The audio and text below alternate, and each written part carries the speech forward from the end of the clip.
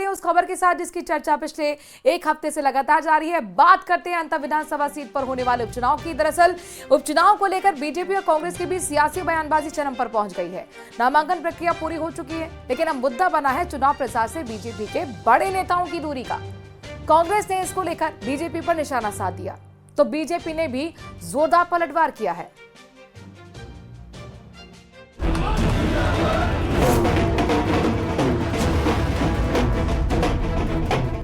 अंतर उपचुनाव का सियासी महामुकाबला, बीजेपी कांग्रेस आमने सामने। प्रचार से बीजेपी के दिग्गजों की दूरी पर सवाल, बीजेपी ने कांग्रेस पर किया जोरदार पलटवार।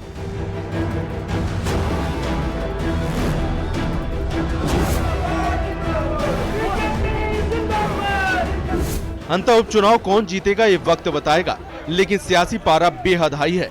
दिग्गज एक दूसरे की खामियों को पकड़कर बयानों के तीर चला रहे हैं। प्रदेश में एकमात्र सीट पर होने वाले इस चुनाव में दोनों दल जीत के लिए अपना पूरा दमखम झोंकने का दावा कर रहे हैं, लेकिन अब कांग्रेस बीजेपी के दिग्गज नेताओं के चुनाव प्रचार में शामिल न होने को मुद्दा बना रही है। बीजेपी के बड़े नेता गायब है, क्योंकि बीजेपी में वसुंधरा जी वर्सेस भजनलाल शर्मा चल रहा है और इनमें भारी टकराव है।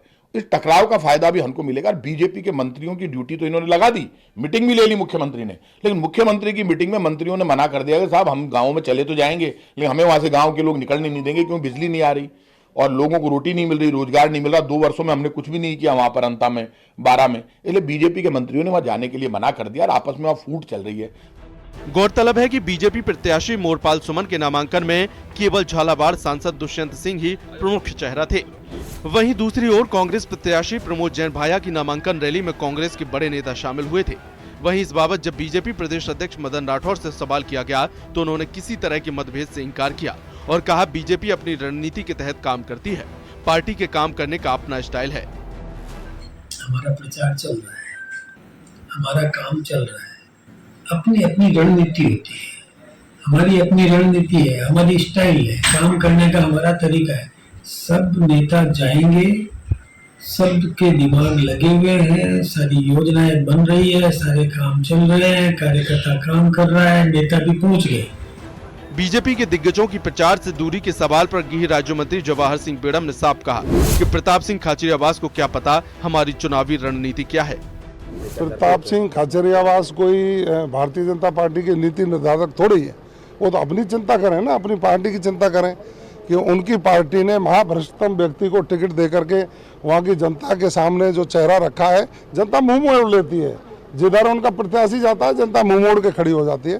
प्रताप सिंह जी, आप अपनी चिंता करिए, भारतीय जनता पार्टी संगठित रूप से जनता के हित में काम कर रही है। असल में भाजपा प्रत्याशी के नामांकन में बड़े नेताओं की गैर मौजूदगी और अब तक प्रचार से दूरी ने सियासी हलचल बढ़ा दी है। ऐसे में देखना होगा कि दिग्गजों के बयान के हिसाब से इन चर्चाओं पर कब और कैसे विराम लगाती है। जयपुर से न्यूज़ 18 राजस्थान के लिए सुधीर कुमार शर्मा की रिपोर्ट।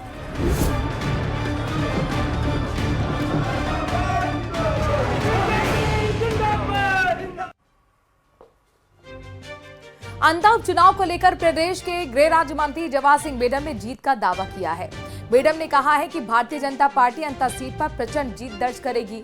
मंत्री बेडम ने कांग्रेस पर निशाना साधते हुए कहा कि कांग्रेस ने खनन माफिया को अपना प्रत्याशी बनाया है, जबकि अंतर की जनता प्रमोद जैन भाया के कामकाज से भलीभांति परिचित है।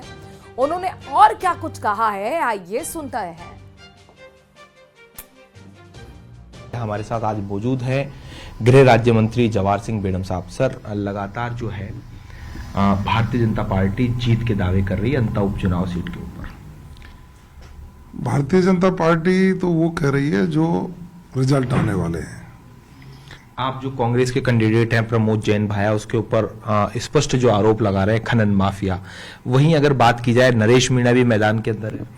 देखिए, प्रमोद जैन भाया पर मैं आरोप नहीं लगा रहा, उनके साथ में ही सरकार में मंत्री रहे राजेंद्र गुढ़ा जी मंच से कह रहे भाया अरे भाया खूब खाया, पता नहीं किसी गांव को भी खोद करके खा गए। मैं नहीं कह रहा हूं, उनके ही साथी कह रहे, कांग्रेस के लोगों ने कहा है, उन्हीं का आरोप है और जनता वहां की देख ही रही है।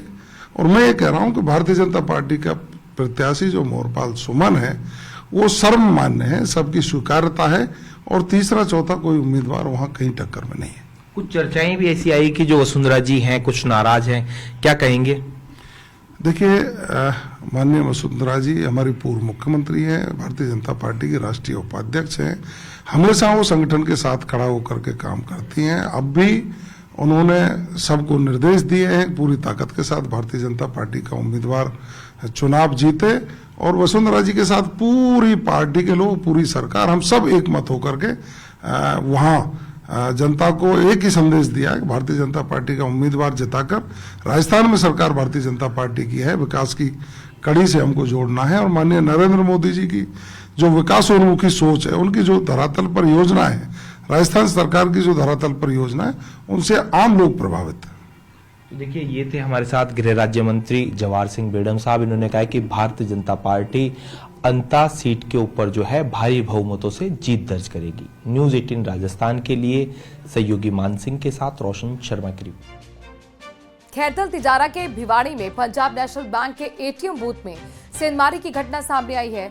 अज्ञात चोरों ने गैस कटर का इस्तेमाल करते हुए 27,66,000 रुपए की नकदी चोरी कर ली। चोरों ने पहले बूथ का शटर तोड़ा, फिर एटीएम मशीन काटकर नकदी से भरी ट्रे ले गए। पुलिस के मुताबिक बताया गया है कि चोर एटीएम ले गए हैं और मौके पर पहुंचकर देखा तो एटीएम का गेट 1 से 1.5 फीट ऊपर था। झांक कर देखा तो पता चला कि चोर गैस कटर का इस्तेमाल कर एटीएम की ट्रे निकाल कर ले गए। सीसीटीवी से पता चला है कि गाड़ी आकर रुकती है, 4-5 लड़के उतरकर एटीएम का शटर तोड़कर ट्रे ले जाते हैं।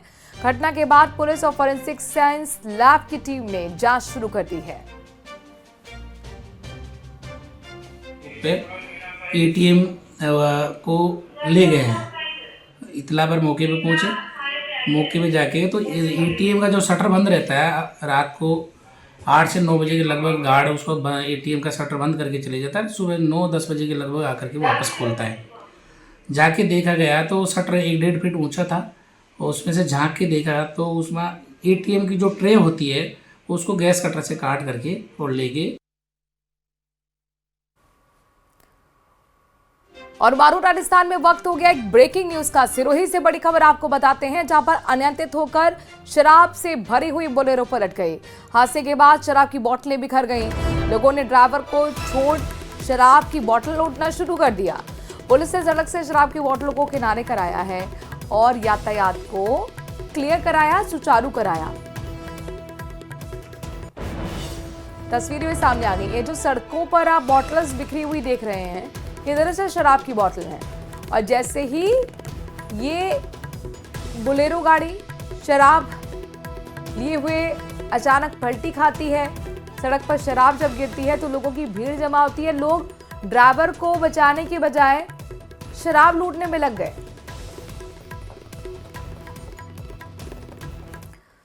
चलिए बात कांग्रेस की करते हैं। राजस्थान कांग्रेस में संगठन पुनर्गठन की लंबी और पेचीदा प्रक्रिया अब अपने आखिरी मोड़ पर पहुंच गई है। करीब 6 महीने वाली इस कवायद के बाद 50 में से 48 जिलाध्यक्षों के नाम तय किए गए हैं, जबकि 2 जिले धौलपुर और झालावाड़ में फैसला उपचुनाव नतीजों के बाद होगा। अब पूरी लिस्ट राहुल गांधी की अंतिम मंजूरी के इंतजार में है।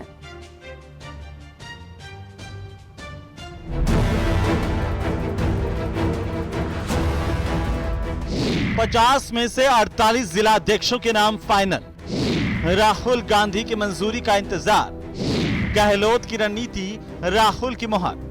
कौन बनेगा जिला कप्तान? दिल्ली में 48 नामों पर मंथन हो चुका है। 48 जिलों में 48 जिला कप्तान यानी जिला अध्यक्ष बना दिए जाएंगे। जो क्राइटेरिया राहुल गांधी ने तय किया है, उसी क्राइटेरिया की पालना की जाए, इसके लिए चर्चाएं जारी है। दिल्ली से लेकर के जयपुर तक और राजस्थान के तमाम बड़े नेताओं ने कोशिश जरूर की होगी। शायद इसीलिए अशोक गहलोत ने जयपुर में बैठ करके इस बात की प्रेस कॉन्फ्रेंस की और कहा कि किसी को किसी की सिफारिश नहीं करनी चाहिए। जो भी मेहनत से नाम आगे आए उस पर विचार किया जाना चाहिए।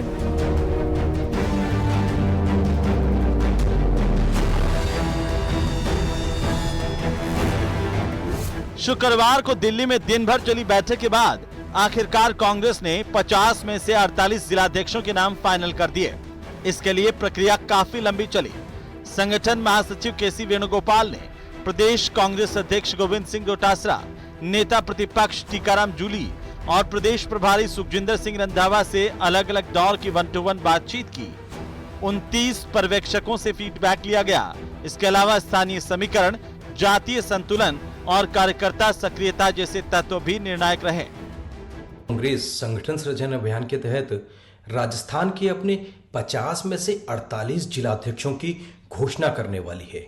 इन 50 जिले जो राजस्थान के हैं उनमें से 48 जिलों के जिलाध्यक्ष को नए स्वरूप में, नए तरीके से, और राहुल गांधी का जो सपना था संगठन सृजन अभियान के तहत कि बिना किसी सिफारिश के जो असली फीडबैक है उस फीडबैक के आधार पर जिला कमेटियों का गठन हो, जिलाध्यक्षों की घोषणा हो, उस पर काम कर रही है। और हो सकता है कि अगले कुछ एक दिनों में या नवंबर के पहले सप्ताह तक इन जिलाध्यक्षों की घोषणा कर दी जाए। निश्चित तौर पर संगठन का यह जो विस्तार कांग्रेस करने जा रही है, इससे संगठन को एक नई ऊर्जा मिलेगी। 3 चरणों में हुई इस प्रक्रिया में पहले हर जिले से 6 नाम दिल्ली भेजे गए, फिर 3 नामों की सूची बनाकर राहुल गांधी की टेबल तक पहुंची। सूत्रों की माने तो कई जिलों में आम सहमति बन चुकी है, जबकि धौलपुर और झालावाड़ के नाम उपचुनाव के नतीजों के बाद तय होंगे। सूत्रों की माने तो राहुल गांधी चाहते हैं कि हर जिलाध्यक्ष के साथ 2 वैकल्पिक नामों की बैकअप सूची भी तैयार रखी जाए, ताकि किसी भी परिस्थिति में संगठनात्मक निरंतरता बनी रहे। हालांकि शुक्रवार को दिल्ली से जयपुर लौटने के बाद अशोक गहलोत ने भी साफ कर दिया था कि जिला अध्यक्ष की नियुक्ति सिफारिश के दम पर नहीं होनी चाहिए। अभी पंचायत जी नहीं करे, दबाव नहीं देवे पर्यवेक्षकों को भी या ऐसा नेताओं को भी कि आपको वहाँ किस उम्मीदवार के लिए आपको समर्थन करना चाहिए, वो भी नहीं कहे हम लोग। जो प्रोग्रेस चल रही है, कैंडिडेट जो बाहर से आए हमारे पर्यवेक्षक, वो और स्थानीय लोग मिलकर के राय लें सबकी, और वो फिर जो लिस्ट बना के देंगे ना पैनल, उस पर भी पूरा प्रोसेस की जाएगी। ये आज किया जा रहा, आ रही है राजस्थान की बारी है, कल छत्तीसगढ़ हुआ था, तो ये प्रोसेस मैं समझता हूँ प्रॉपर होना चाहिए। सूत्रों के मुताबिक राहुल गांधी चाहते हैं कि नए जिलाध्यक्ष सिर्फ औपचारिक पदाधिकारी नहीं बल्कि ग्राउंड कमांडर की भूमिका निभाएं। हर 3 महीने में उनकी परफॉर्मेंस रिपोर्ट दिल्ली जाएगी, जिसमें जनसंपर्क, बूथ एक्टिविटी और संगठन विस्तार जैसे बिंदु शामिल होंगे। अब राहुल गांधी की हरी झंडी के बाद ही तय होगा कि आखिरकार किसे मिलेगा जिला कप्तान का ताज और कौन होगा बैकअप चेयर पर। न्यूज़ 18 राजस्थान के लिए जयपुर से अरबाज अहमद की रिपोर्ट।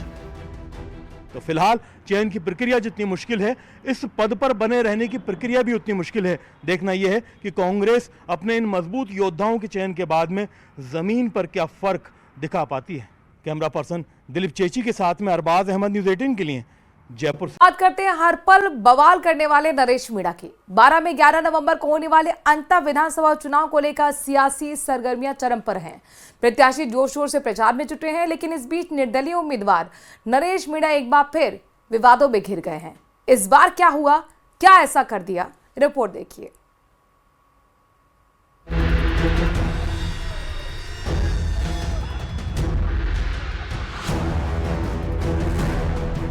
फिर विवादों में थप्पड़बाज नेता, समर्थक को गाली, नरेश मीणा बवाली। उपचुनाव की लड़ाई, सियासी पारा हाई। अंता विधानसभा सीट पर उपचुनाव प्रचार अंतिम दौर में है। ऐसे में चुनावी मैदान में उतरने वाली हर पार्टी के प्रत्याशी धुआंधार चुनाव प्रचार में जुटे हुए हैं। इस बार मैदान में बीजेपी और कांग्रेस के अलावा निर्दलीय प्रत्याशी के तौर पर नामांकन करने वाले नरेश मीणा ने इस मुकाबले को और रोचक बना दिया है। हालांकि इन सब के बीच नरेश मीणा के एक वीडियो ने चुनावी माहौल को और गर्मा दिया है। अरे यार तुम बेवकूफ, तुम मेरे से बात कर रहा है, इधर आ भाई, इधर आ, मैं दूंगा तेरे को जवाब, ऊपर इसका जवाब मैं दूंगा ना।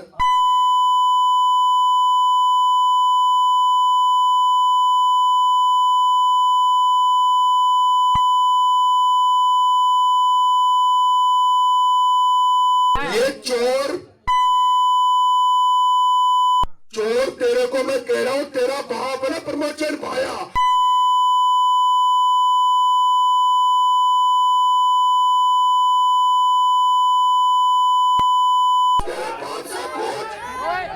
पहले तो नरेश मीणा युवक के साथ बहस करते नजर आ रहे हैं, लेकिन थोड़ी ही देर में अपना आपा खो दिया।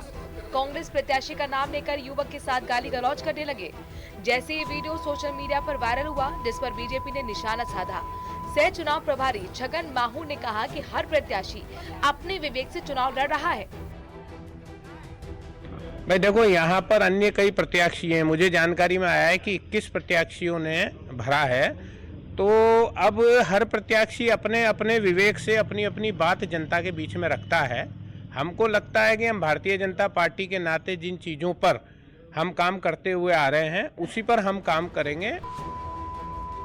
बहरहाल विवादित वीडियो ने नरेश मीणा के चुनाव अभियान को झकझोर दिया है। सोशल मीडिया पर दोनों पक्ष भिड़े हुए हैं और अंतः उपचुनाव का माहौल पहले से कहीं ज्यादा गर्म हो गया है। ऐसे में ये देखना दिलचस्प होगा कि इस घटना का असर चुनाव पर कितना पड़ेगा। 12 से न्यूज़ 18 के लिए विपिन तिवारी की रिपोर्ट। और जयपुर से इस वक्त की बहुत बड़ी खबर आपको बताते हैं। भ्रष्टाचार पर भजनलाल सरकार का बड़ा एक्शन देखने को मिला है। भ्रष्टाचार मुक्त शासन के संकल्प पर यह बड़ी कार्रवाई हुई। पौने 2 साल में 210 अधिकारियों कर्मचारियों पर गाज गिरी है। 66 अधिकारी निलंबित हुए हैं। 9 की पेंशन स्थायी रूप से रोक दी गई है और 98 कार्मिकों के खिलाफ अभियोजन स्वीकृति जारी कर दी गई है। 31 प्रकरणों का समयबद्ध निस्तारण किया गया। मुख्यमंत्री भजनलाल शर्मा ने कहा कि राज्य सेवाओं में ईमानदारी और अनुशासन सर्वोपरि है। शासन तंत्र में लापरवाही या भ्रष्टाचार को बर्दाश्त नहीं किया जाएगा। तो भ्रष्टाचार पर भजनलाल सरकार का ये बड़ा एक्शन, 2 साल में किस तरीके से अधिकारियों पर गाज गिरी, इसके तमाम आंकड़े आपके सामने। बहरहाल खबरों में आगे बढ़ते हुए एक और ब्रेकिंग न्यूज आपको बता रहे हैं। बाड़मेर से बड़ी खबर, एसडीएम यथार्थ शेखर के खिलाफ डॉक्टरों का प्रदर्शन देखने को मिला। एसडीएम के खिलाफ कलेक्टर परिसर पहुंच गए डॉक्टर। एसडीएम टीना डाबी पर डॉक्टरों से दुर्व्यवहार के आरोप लगे हैं। डॉक्टरों के प्रतिनिधि मंडल ने कलेक्टर को ज्ञापन सौंपा। कार्रवाई नहीं होने पर काम के बहिष्कार का ऐलान कर दिया।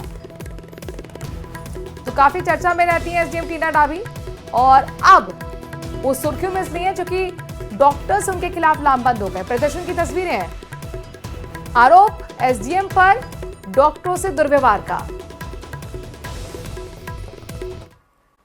राजस्थान और गुजरात की सीमा पर बनी चौकियां फिर से संदेह के घेरे में आ रही हैं। इस बीच छापरी चौकी पर एक सैलानी ने अवैध वसूली को लेकर गंभीर आरोप लगाए हैं। यहां तक कि इसमें पुलिस की भूमिका पर भी सवाल उठाए गए हैं।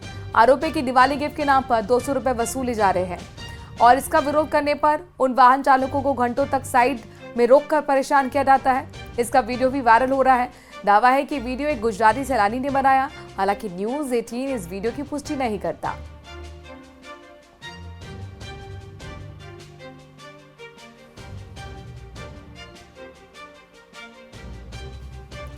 बारह से इस वक्त बड़ी खबर आ रही है। हरनावदा शाह थाना पुलिस पर बर्बरता के आरोप लगे हैं। हेड कांस्टेबल विजय पर चेकिंग के नाम पर मारपीट का आरोप लगा है। फिलहाल सहजनपुर पुलिस चौकी पर तैनात है हेड कांस्टेबल विजय, और वहीं इस मामले में विधायक प्रताप सिंह सिंघवी ने भी आरोपी पुलिसकर्मी के खिलाफ कार्रवाई की मांग की है।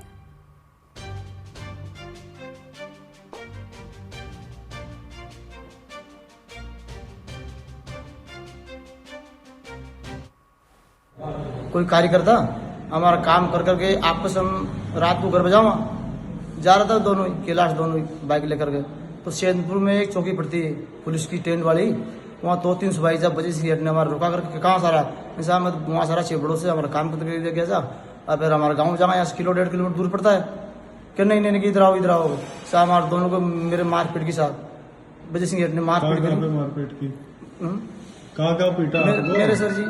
एक तो 2-3 बड़ा यहाँ दी, 2-4 यहाँ दी, और ये मेरा ये हाथ में तरह की 2 जगह है। ये खेती काम के लिए हम छिपावड़ा आए थे। काम करके यहाँ से गांव जा रहे थे।